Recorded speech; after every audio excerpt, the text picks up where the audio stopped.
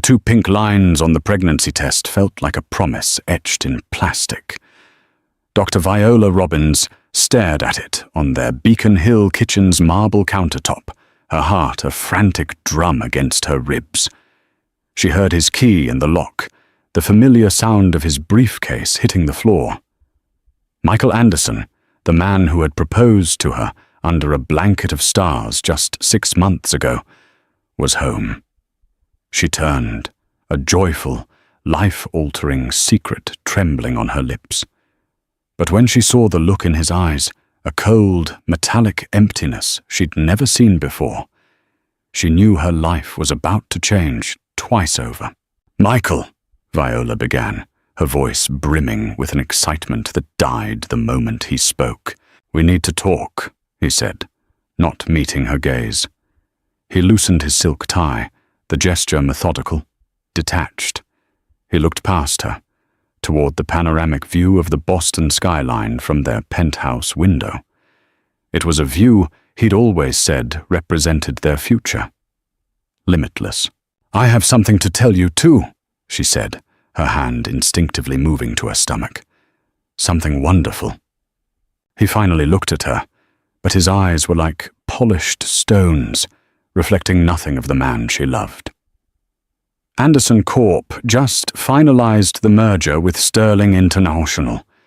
It's the deal of a lifetime, Vi. It solidifies everything. "That's incredible, Michael. We should celebrate. And I have the perfect reason. Operations are moving to the London headquarters." He cut her off, his voice flat. "I'm leaving next month." The air in the room grew thin. "Okay," she said slowly, trying to recalibrate. "London. We can make that work. I can look into transferring my residency. Or, there is no we in this, Viola." The words hung in the space between them, sharp and lethal.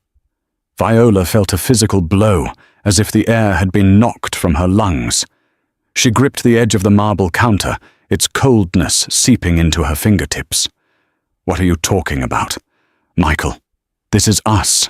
This is our home. You proposed." "That was before," he said, his voice devoid of emotion. "Things change.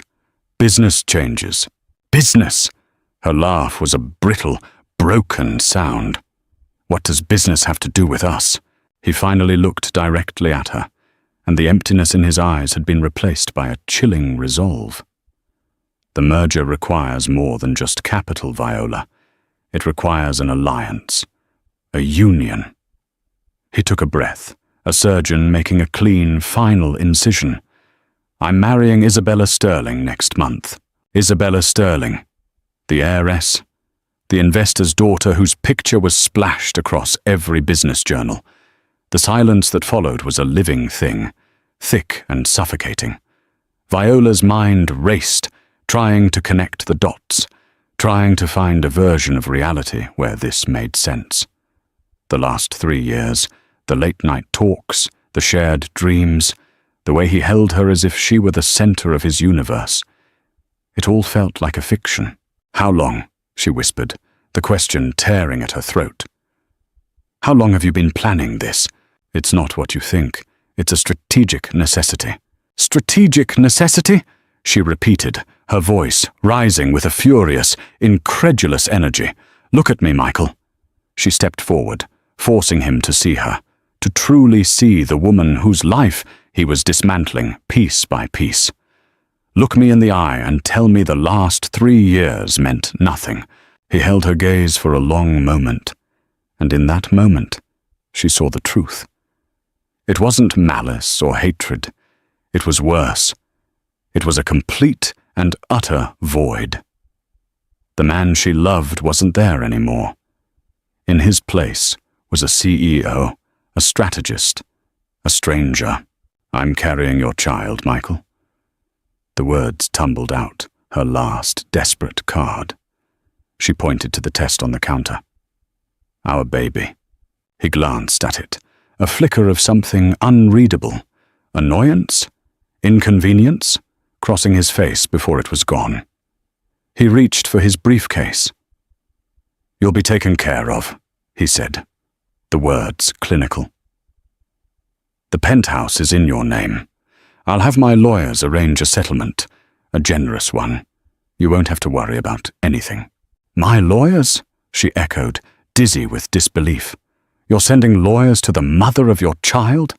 He walked to the door, a man already living in a different reality. He paused, his hand on the doorknob, but he didn't turn around. "The accounts will be transferred to my sole control by morning. It's cleaner this way. Don't try to contact me." "Michael, please!" Her voice broke, a raw, pleading sound that shamed her. The door clicked shut. Viola stood frozen in the cavernous kitchen, the city lights beginning to glitter outside. The phantom beep of a positive pregnancy test echoed in her mind, a joyful sound that had turned into a siren. Her phone buzzed on the counter. A text from her best friend and fellow resident, Dr. Chloe Davis. "How did he take the news? Call me." Another buzz. A news notification from a financial app. Anderson Corp announces landmark merger with Sterling International. CEO Michael Anderson to wed heiress Isabella Sterling in private London ceremony. The room spun. She rushed to the bathroom, her body convulsing as she knelt on the cold Italian tile. Her hand, trembling, found its way back to her still flat stomach. A pager on the counter beeped insistently, its red light flashing. An emergency at Massachusetts General Hospital. A life was on the line. Viola pushed herself up. She splashed icy water on her face and stared at her reflection in the mirror. Her eyes were hollow, her face pale, but underneath the shock, a flicker of something else ignited. A cold, hard fury. She was Dr. Viola Robbins first, abandoned fiancée second. Her patients needed her. She grabbed her keys, but stopped at the kitchen counter. The pregnancy test lay there, a testament to the moment her life had been both created and destroyed. She pocketed it. Evidence. In the elevator, descending from the life she thought was hers, she typed a response to Chloe. "He's gone. I'll explain later. Heading to OR3 now." The doors opened to the lobby. Viola Robbins stepped out, shoulders back, head held high. She had 9 months to figure out how to be a single mother, but right now, she had a life to save. The morning sun felt like an accusation. Viola stood at an ATM near the hospital, the crisp Boston air doing little to clear the fog of exhaustion and disbelief from her mind. For the 4th time, the screen flashed the same 3 words: access denied. He'd been ruthlessly efficient. She leaned against the machine's cool metal, the 24-hour shift she'd just completed, warring with a rising tide of panic. Every joint account, every savings account they'd built together. Gone. "Viola, you look like you've been through a war." She turned to see Chloe Davis holding 2 large cups of coffee, her brow furrowed with concern. Chloe, with her perfectly tailored scrubs and no-nonsense attitude, had been Viola's rock since their first day of med school. Viola accepted a coffee, her hands shaking so badly she almost spilled it. "He cleaned me out, Chloe," she said, her voice a raw whisper. Everything. The joint savings, the checking account. He even managed to lock my personal account. His name was on the paperwork as a secondary, from when we consolidated our banking. Chloe's perfectly manicured nails tightened around her paper cup. "That's illegal, Vi. He can't touch your personal salary deposits." "He did," Viola said numbly, pulling out her phone to show Chloe the string of notifications from their bank, each one a digital stab wound. "And the keys to the penthouse don't work anymore. The locks were changed overnight. I tried to go home after my shift." "Jesus Christ," Chloe breathed, pulling Viola away from the ATM and toward a nearby bench. "Where did you sleep?" "On-call room cot," Viola murmured, taking a sip of the coffee. A wave of nausea washed over her. "Ugh, morning sickness makes this taste like battery acid. Stay with me," Chloe said instantly, her tone leaving no room for argument. "My spare room has been empty since my sister moved out. It's yours for as long as you need." Before Viola could protest, her phone buzzed. The caller ID read, "Eleanor Anderson, Michael's mother." She declined the call. It was the 6th time Eleanor had tried to reach her since yesterday. "Damage control, probably," Viola said, her voice hard. "Or maybe she didn't know," Chloe suggested gently. "Eleanor always adored you." Viola shook her head, not wanting to entertain the thought. Any association with that family now felt like poison. Chloe pulled up a business article on her phone. The headline was stark: "Anderson Corp's Surprise Merger Shakes Market. CEO Michael Anderson, spotted in London, with fiancée Isabella Sterling." The photo showed Michael in a crisp suit, Isabella's hand possessively on his arm, as they left a Michelin star restaurant. Michael's smile was polished, practiced, the smile of a man who had just conquered the world. Viola's eyes zoned in on the timestamp at the bottom of the article. It was from 3 days ago. He had already decided her fate, celebrated his new life, while she was at home, happily planning theirs. A nurse rushed up to them, her face pale. "Dr. Robbins, your patient from last night. The appendectomy. She's crashing. Fib arrest." The world snapped back into focus. Viola handed her coffee to Chloe, her posture straightening, the weary fiancé replaced by the sharp, focused surgeon. "Page Dr. Reynolds for backup. I'll be there in 30 seconds. "Viola, you can't," Chloe started. "Later," Viola cut her off, already moving. "Lives to save first. Life to rebuild second."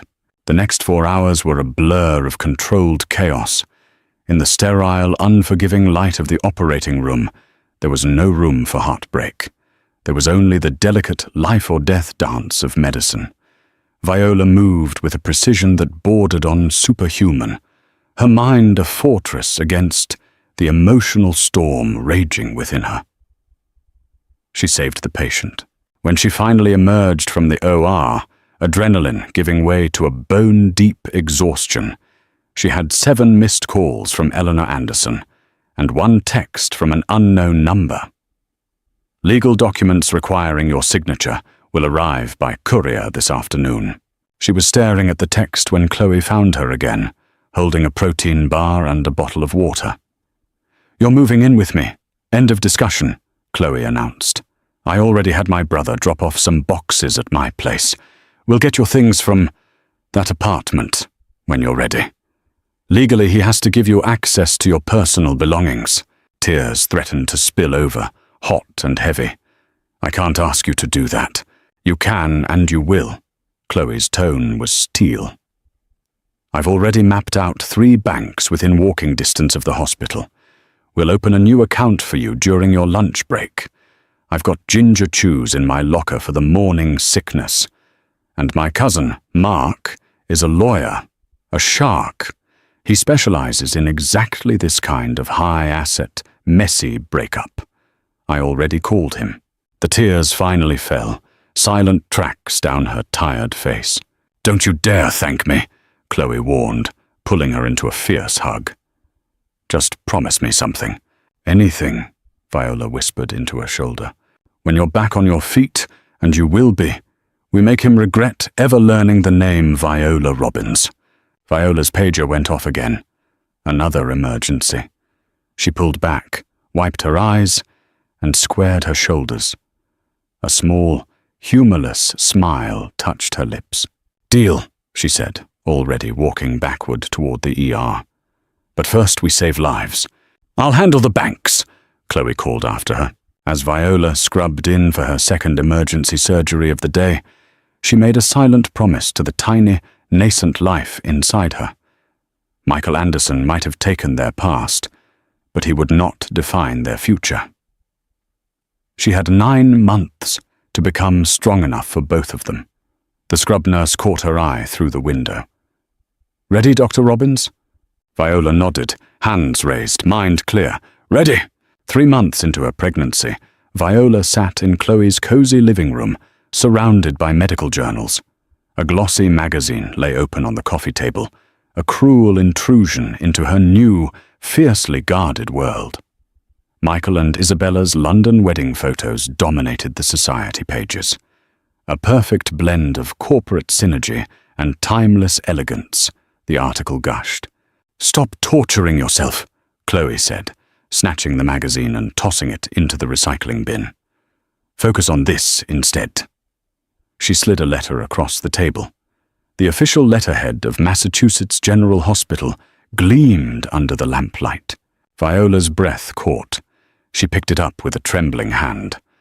Your research proposal on minimally invasive pediatric cardiac surgical techniques."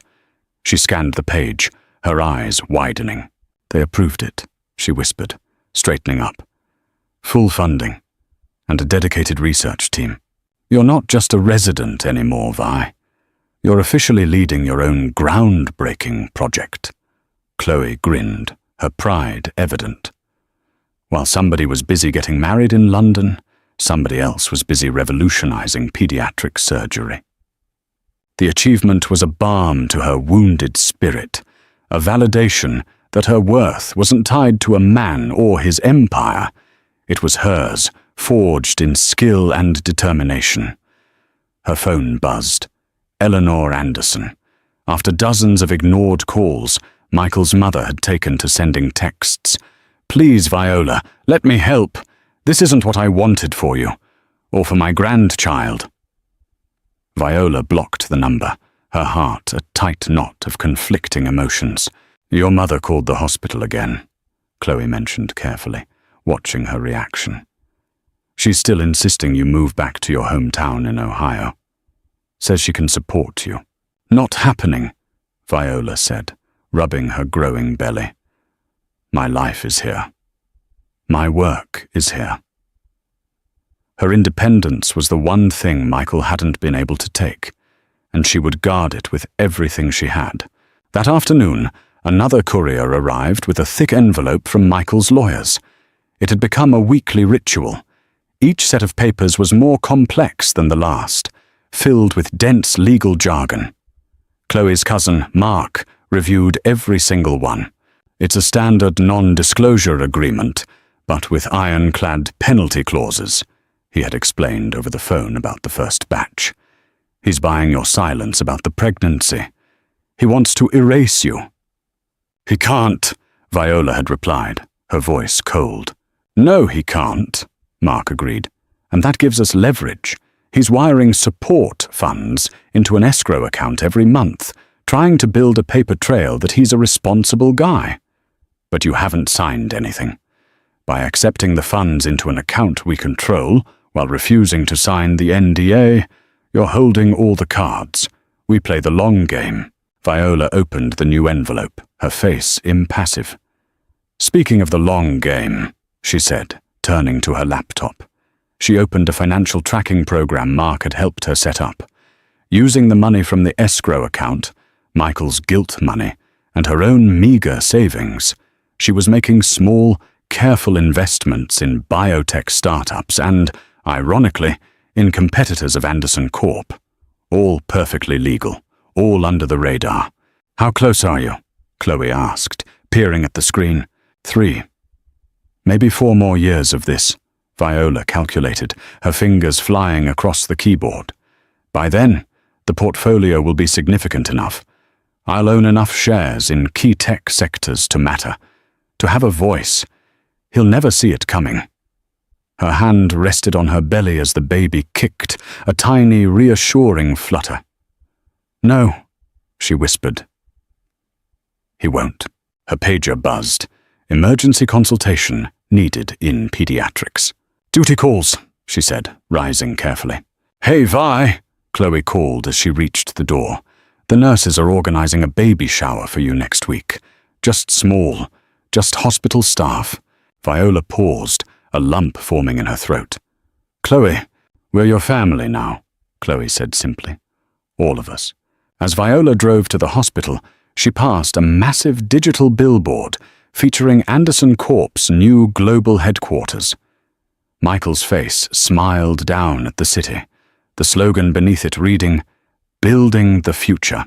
"Yes," Viola whispered to her unborn child, placing a hand on her stomach. "But not the future he expects." Her phone lit up with a hospital update. "Critically ill newborn, incoming. Emergency surgery likely." Viola shifted gears, her mind already moving to the case ahead. The intricate web of veins and arteries, the delicate dance of saving a life no bigger than her hand. Let Michael build his empire of silicon and circuits. She was building something stronger, a future made of skill, determination, and the quiet, unshakable strength of a mother's love. The baby kicked again, a strong, insistent pulse. "Message received, little one," she smiled. "Let's go save some lives." "Dr. Robbins, your BP is rising," Dr. Martinez warned, his eyes darting between Viola and the monitor. "We need to—" "I know exactly what my BP is doing," Viola snapped, her hand steady, despite being deep inside a newborn's chest cavity. "And I'm not leaving this until this child's heart is beating properly." She was 39 weeks pregnant, technically on maternity leave, but had come in for a quick consultation when the emergency case arrived.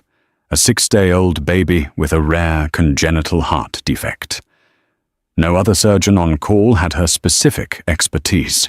"Viola, let me take over," Chloe urged from the other side of the operating table, her voice tight with worry. "Almost done," Viola insisted, her focus absolute. Her surgical precision was unwavering, even as a powerful contraction ripped through her abdomen. She gritted her teeth, refusing to make a sound. "Just need to place this last suture. There." She looked up at the monitors. "Watch." The erratic line on the EKG stabilized. A steady, rhythmic beep filled the room. Normal sinus rhythm. "Patient is stable," the anesthesiologist confirmed, a note of awe in his voice. Viola stepped back, pulling her gloved hands away. She leaned against the instrument table, a wave of dizziness washing over her. "Close for me, Chloe," she said, her voice strained. I think I'm in labor." The controlled calm of the OR exploded into a different kind of focused action. Someone helped her onto a gurney. Her blood-stained scrubs were carefully cut away and replaced with a hospital gown. Through the blur of motion and the escalating waves of pain, Viola kept asking about her tiny patient. "The baby is fine, Vi," Chloe assured her, squeezing her hand as they wheeled her toward the maternity ward. "Perfect recovery. Now for God's sake, focus on your own kid for once." 14 hours later, Leo Robbins came into the world with a healthy scream and a full head of dark, unruly hair. As a nurse placed him in her arms, Viola felt a love so fierce and overwhelming it eclipsed all the pain and betrayal of the past year. "He looks like him," she whispered, her voice thick with emotion, tracing the line of her son's tiny jaw. "He looks like you," Chloe corrected firmly, her own eyes glistening. Strong, stubborn, already proving people wrong by arriving during emergency surgery. A soft knock at the door made them both tense up, but it was just a nurse, struggling with a massive floral arrangement of white lilies and orchids. "These came for you, Dr. Robbins." Viola's heart clenched. There was only one person who would send such an extravagant display. The card read simply, "Congratulations. With love, Eleanor Anderson." "How did she—" Viola began. "Hospital gossip travels faster than an infection," Chloe sighed. "Want me to throw them out?" Viola stared at the opulent flowers, then down at her son, whose tiny hand was wrapped securely around her finger. "No," she said softly. "Put them by the window. Whatever else she is, she's his grandmother." It was a complicated, painful truth, but one she couldn't deny. Another knock. Dr. Martinez peeked his head in, a broad smile on his face. "Your post-op patient from earlier is doing beautifully. Perfect recovery. The parents are calling you a miracle worker. They're asking about you. Tell them Dr. Robbins is recovering from saving their child's life while simultaneously giving birth to her own," Chloe announced proudly to the room at large. Viola barely heard them. She was lost in Leo's face, memorizing every detail. He had Michael's determined chin, but her eyes, wide, intelligent, and startlingly focused for a newborn. His hands were so small, yet his grip was resolute. "Hello, Leo," she whispered, her voice choked with tears. "We're going to be okay." Her phone, lying on the bedside table, lit up with a news alert.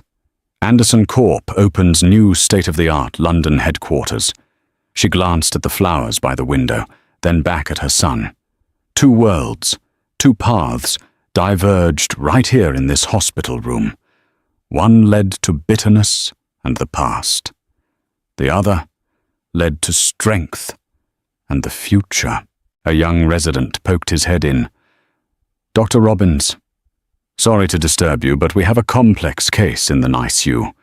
Could you consult on the—" "She literally just gave birth!" Chloe exclaimed, ready to throw him out.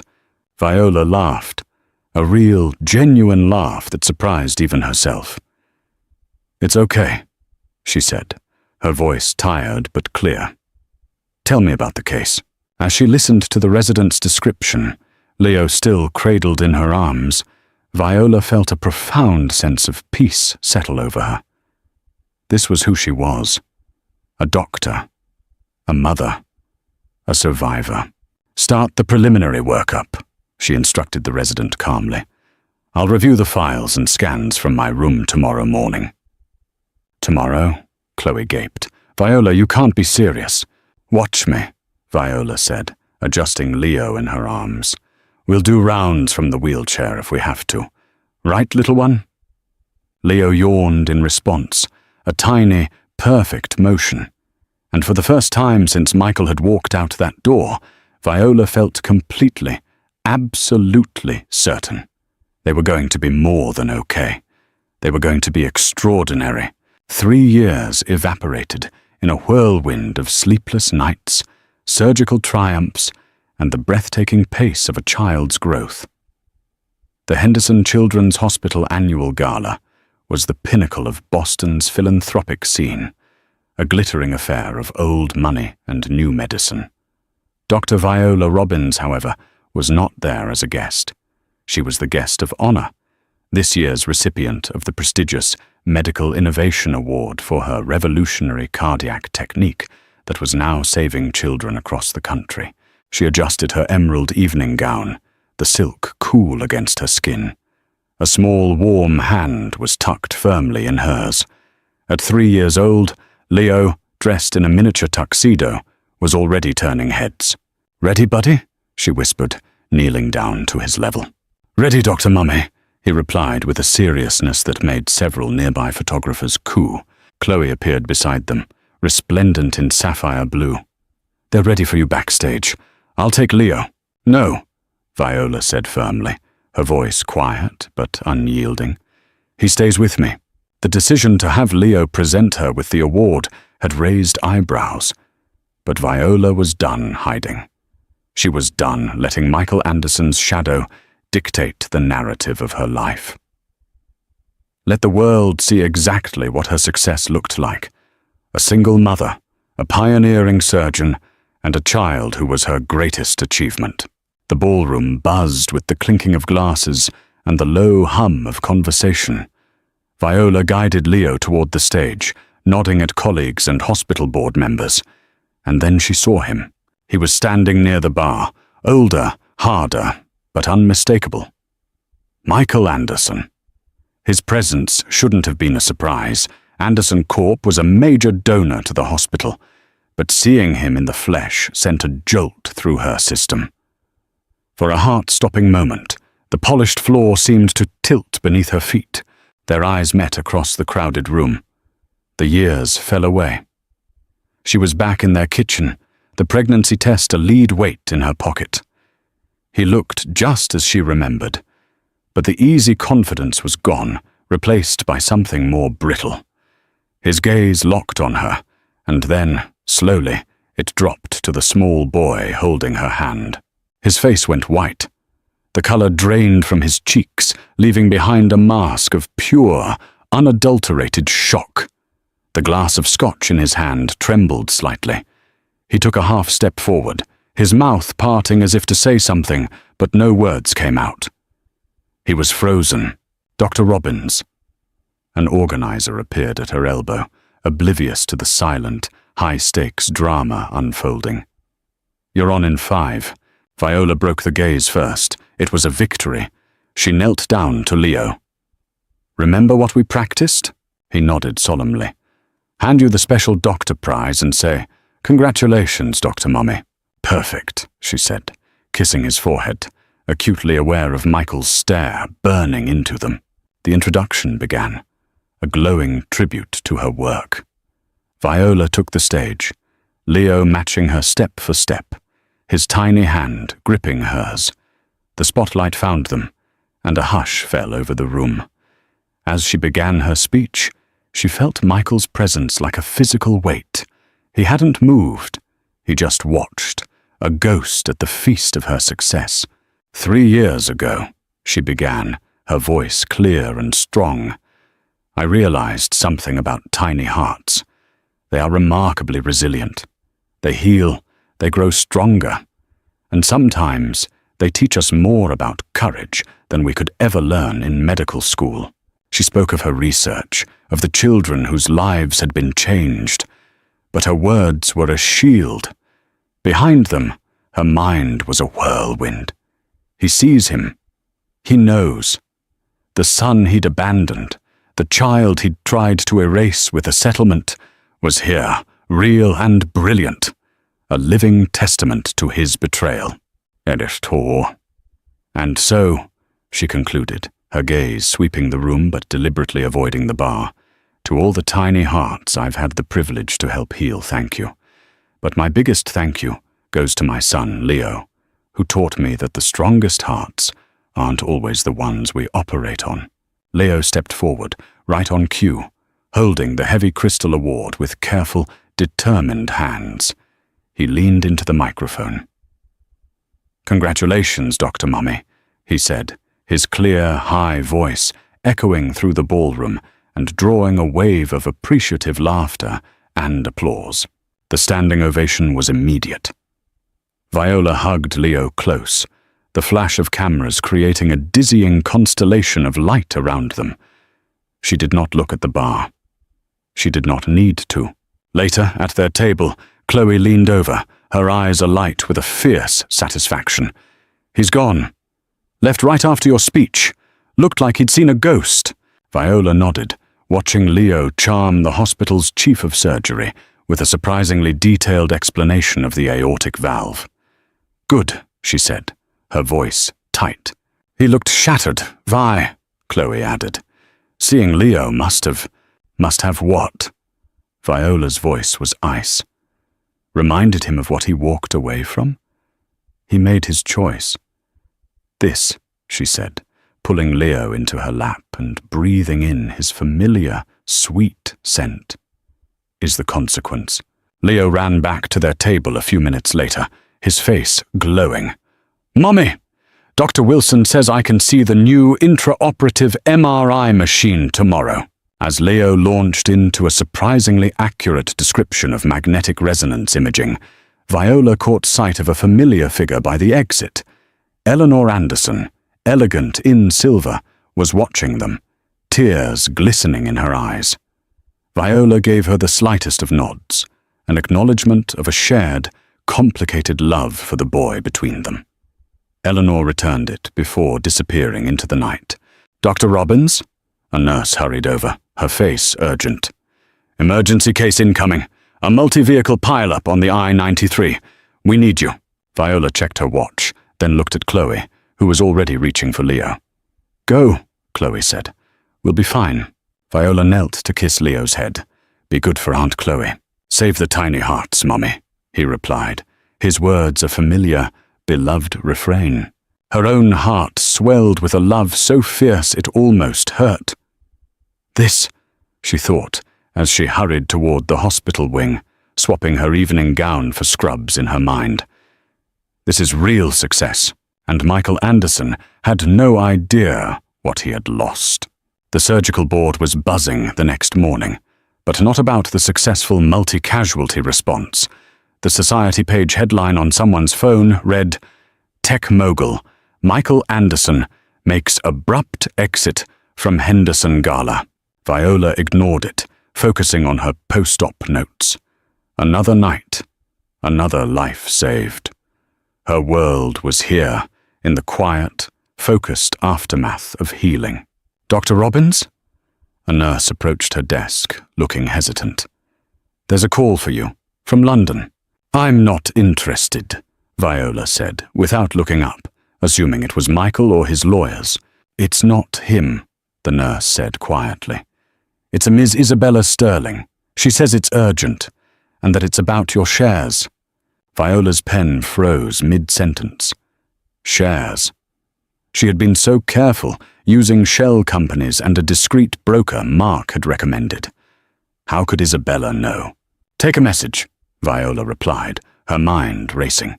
She also mentioned something about Eleanor Anderson's condition. Viola's head snapped up. "What condition?" "Stage 4 pancreatic cancer."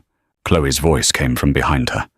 She'd just come from the oncology wing, her face grim. "I just saw the labs. Eleanor's being admitted here today, under an alias. She flew in from London last night." The pen snapped in Viola's hand, blue ink staining her fingers. "How long?" "Months, maybe," Chloe said softly. "More likely weeks. She's requesting you." Viola laughed, a hollow, bitter sound. "I'm a pediatric surgeon, Chloe." "She needs you, Vi," Chloe cut in, her meaning clear. She needed the mother of her only grandchild. Viola's phone buzzed. It was a news alert. Anderson Corpstock plunges amid leadership crisis and divorce rumors. The gala, the rumors, the stock drop. It was all connected. "Dr. Robbins?" The nurse was still waiting. "About Mrs. Sterling's call." "Tell her I'll call her back," Viola said, standing and straightening her white coat. "After I see Eleanor." Eleanor's private room was quiet, the harsh hospital reality at odds with her innate elegance. She looked smaller, her usual vibrancy diminished by the crisp hospital sheets. "I wondered who would tell you first," Eleanor said by way of greeting, her voice weak. "Your daughter-in-law, surprisingly," Viola said, her doctor's instincts kicking in as she automatically checked the monitors. "Though I suspect her call wasn't really about my shares." "Clever girl," Eleanor smiled faintly. "Isabella is preparing for war. She wants allies, and she thinks you." Viola stopped, the pieces clicking into place with sickening clarity. "She wants to force Michael out. The board is split. Your shares, they could tip the balance." Eleanor reached for Viola's hand, her skin papery and cool. "But that's not why I'm here." "I know." Viola squeezed her hand gently. "Leah will want to see you." "Michael doesn't know about any of it." Eleanor's eyes filled with tears. "The cancer, Isabella's plans, the gifts I've been sending Leo. Do you want him to?" "What I want," Eleanor said, her voice gaining a sliver of its old strength, "is to see my grandson while I still can.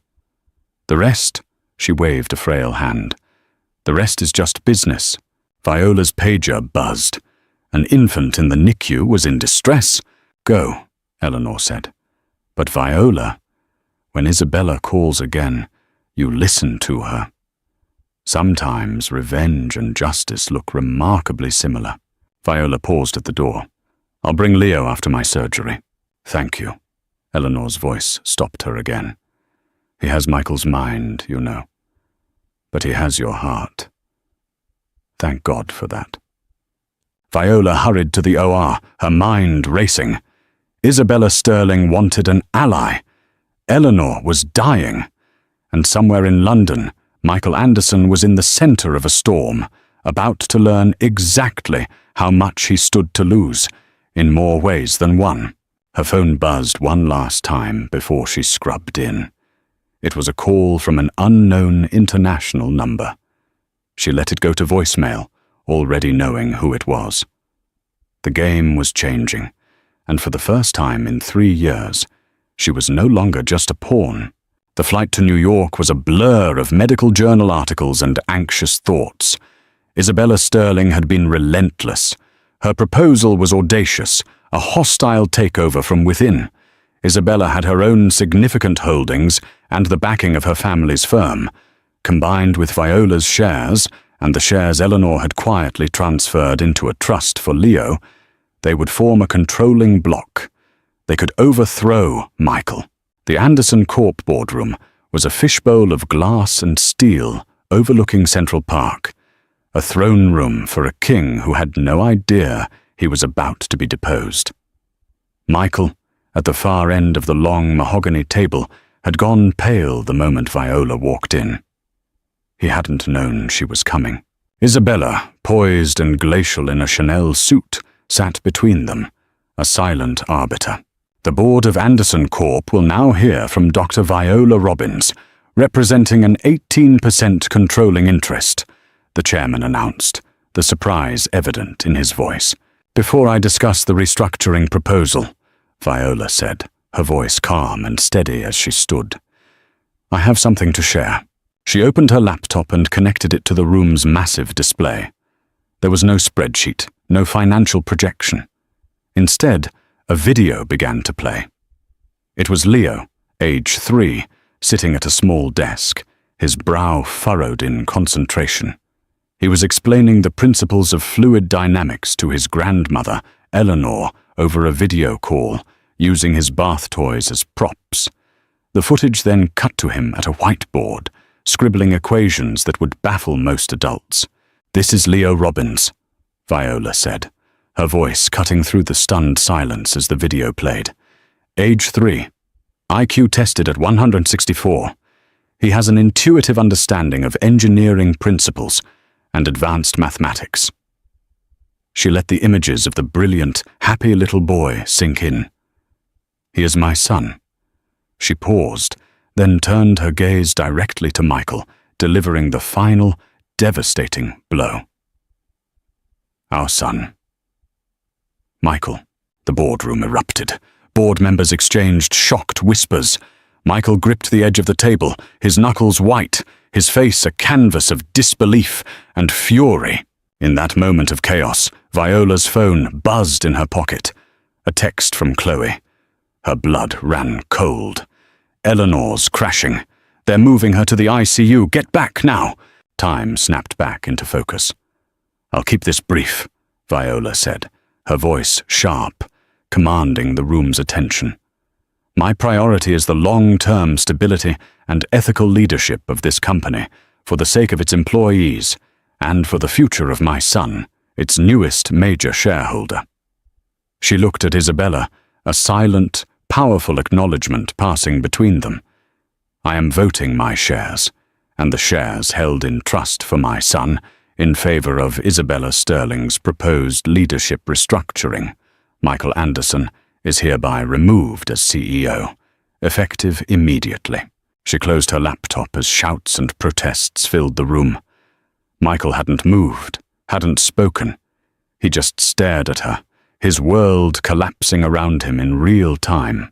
Dr. Robbins, Isabella called as Viola headed for the door, her expression unreadable. We should discuss.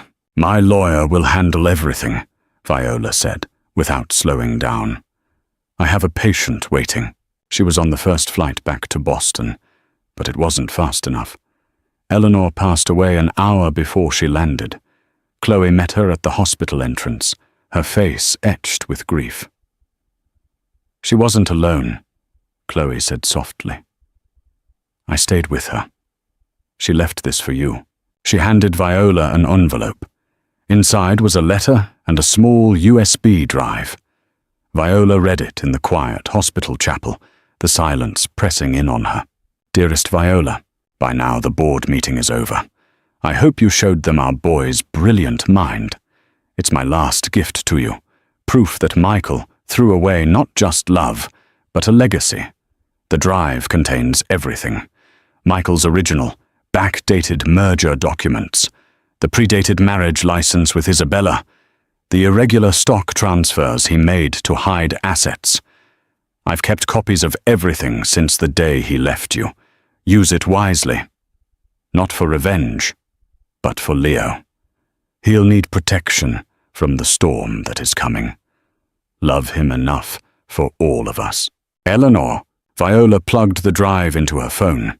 Understanding dawned as she scrolled through the files. Michael hadn't just abandoned them. He had committed corporate fraud to do it.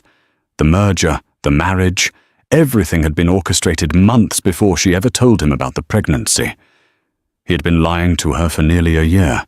Her phone rang. Michael Anderson. "Don't," Chloe warned. But Viola answered, a cold calm settling over her. Silence filled the line, thick with 3 years of unspoken words. "Why?" Michael finally asked, his voice broken, unrecognizable. "You lost the right to ask questions 3 years ago," Viola said, her voice like ice. She looked through the chapel's glass door toward the waiting room, where a family was anxiously awaiting news of their child. "The company is Isabella's now. The truth," she said, thinking of the USB drive, "is yours to deal with." "Viola, please!" "Goodbye, Michael." She hung up and blocked his number one final time. 3 weeks after Eleanor's quiet funeral, the storm broke. The contents of the USB drive, anonymously leaked to the SEC and the press, had created a firestorm. Fraud allegations. Rock Anderson Corp., former CEO Michael Anderson, under federal investigation. The company, already reeling from the leadership coup, went into a death spiral. Viola read the court documents in her office at the hospital. "Your request for visitation rights has been denied." Michael, through his lawyers, had tried to petition for access to Leo. The judge, citing the ongoing federal investigation and Michael's prior abandonment, had shut it down unequivocally. Beside the legal papers sat an unopened invitation to Leo's 4th birthday party. Her office phone lit up. Her assistant's voice was tense. "Dr. Robbins, a Mr. Anderson is in the lobby. He's refusing to leave without seeing you." Viola closed her eyes, taking a deep breath. "Call security. He says he has papers from his mother's estate for Leo." That made her pause.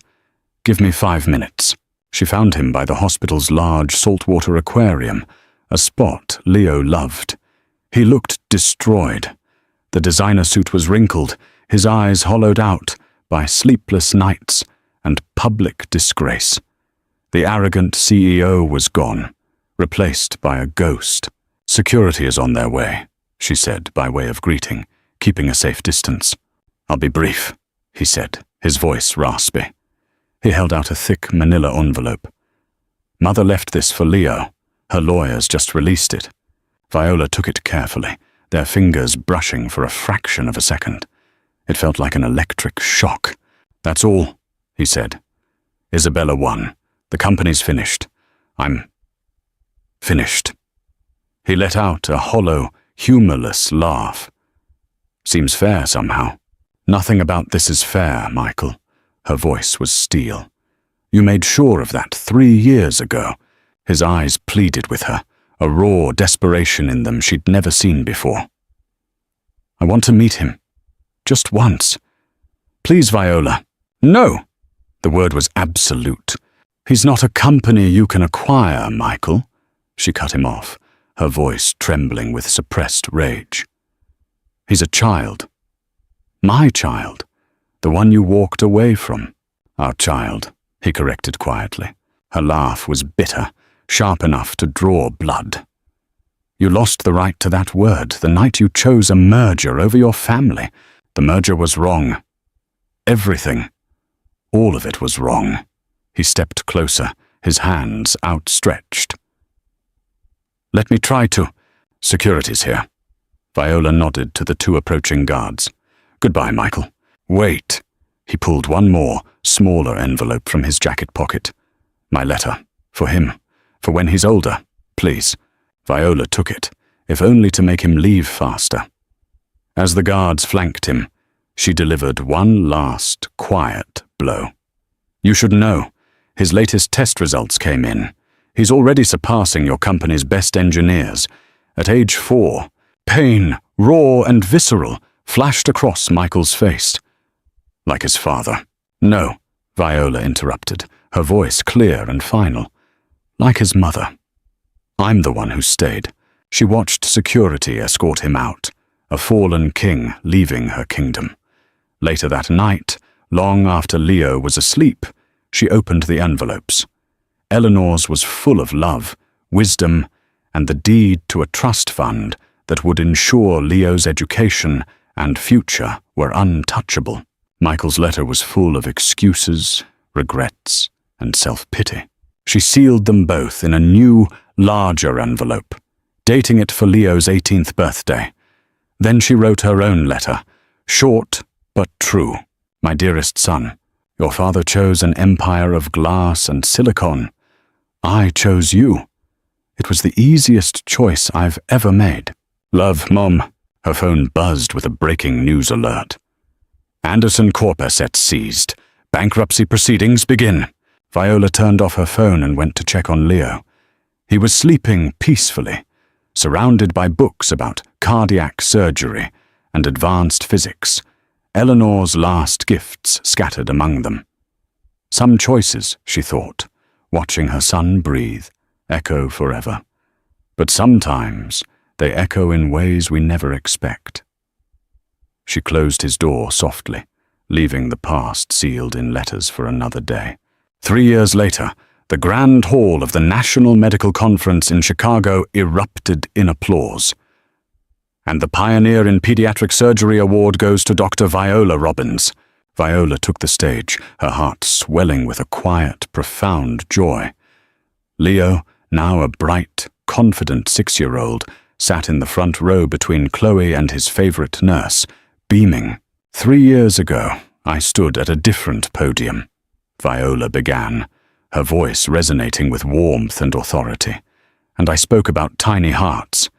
Today I want to talk about bigger ones, the ones that keep beating despite every obstacle, the ones that teach us about resilience, forgiveness, and the courage to rebuild. Her new technique had become the global standard, saving thousands of children. But as she spoke, her eyes kept finding Leo, who was practically vibrating with excitement to share his own news. In the back of the hall, unnoticed by the crowd, Michael Anderson slipped in. He looked like a different man. The designer suit and corporate polish were gone, replaced by simple, worn clothes. The federal investigation had ended in a plea deal that stripped him of his fortune and banned him from ever serving as an officer of a public company again.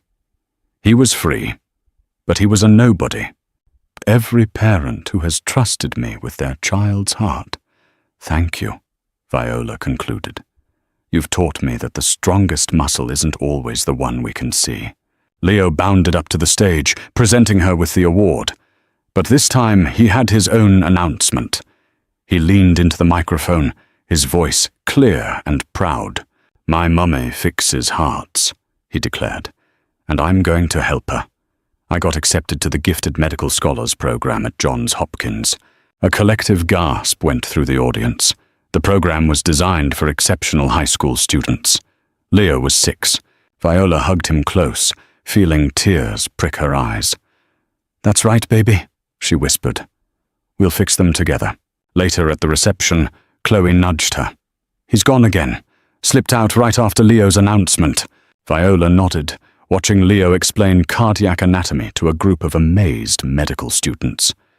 Good, she said. Chloe handed her a folded newspaper clipping she'd been saving. The headline was from an international paper. Former tech CEO finds new purpose. Volunteering at children's hospitals in Southeast Asia. Viola tucked it into her purse without comment. Let Michael find his redemption elsewhere. Her path, their path, was already set. "Mommy!" Leo called, running over. "The dean wants to know if I can start the program next month." Viola moved toward her son, leaving the clipping and its implications behind. They had hearts to heal, a future to build.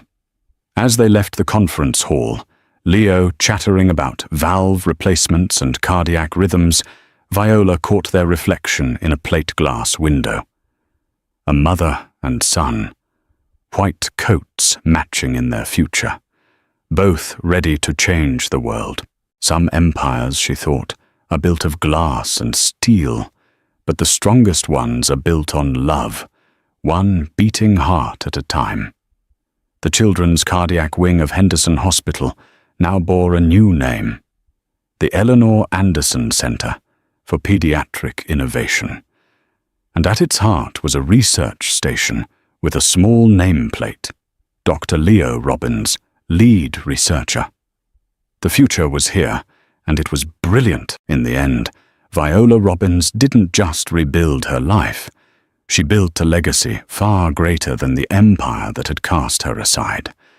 Her story is a powerful testament to the fact that true strength isn't about the power you hold over others, but the resilience you find within yourself. It's a reminder that from the deepest betrayals can grow the most extraordinary futures, and the most valuable empires are the ones built not of wealth, but of love, purpose, and the courage to heal. If Viola's journey of strength and resilience moved you, please give this story a like and share it with someone who needs a reminder of their own power. Don't forget to subscribe for more stories of overcoming the odds.